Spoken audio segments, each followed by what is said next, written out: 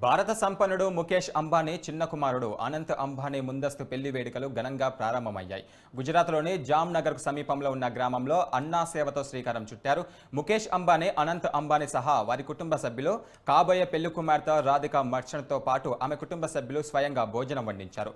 దాదాపు 51,000 మందికి రాబోయే కొన్ని రోజుల పాటు ఈ కార్యక్రమం కొనసాగనుంది. అనంత్, రాధిక ముందస్తు పెళ్లి వేడుకలకు స్థానికుల ఆశీర్వాదం కోసం అంబానీ కుటుంబం అన్నా సేవను నిర్వహిస్తుంది.